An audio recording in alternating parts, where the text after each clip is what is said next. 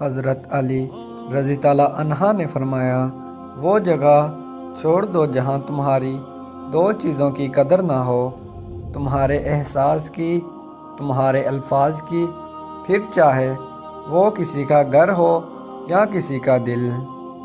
جب اللہ چاہتا ہے کہ کسی بندے سے دوستی کرے تو اس کی زبان پر اپنا ذکر اور دل پر اپنی فکر کے دروازے کھول دیتا ہے۔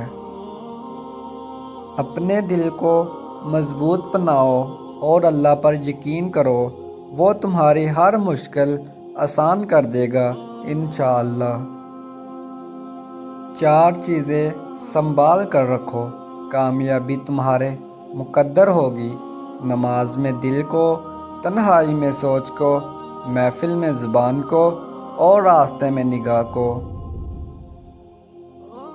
جو شخص ہمیشہ تمہاری خوشی چاہے، اس کا اداس ہونا تمہارے لیے فکر کی بات ہونی چاہیے۔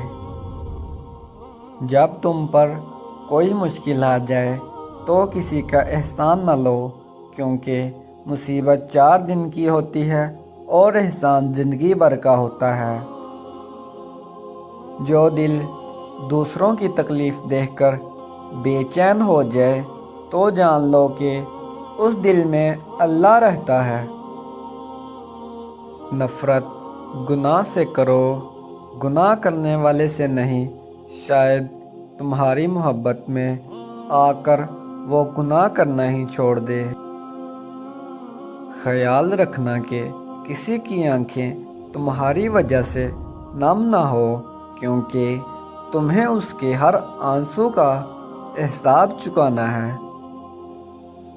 تمہارے والدین تمہیں بچپن میں شہزادوں کی طرح پالتے ہیں، لہٰذا تمہارا فرض بنتا ہے کہ ان کے بڑھاپے میں ان کو بادشاہوں کی طرح رکھو۔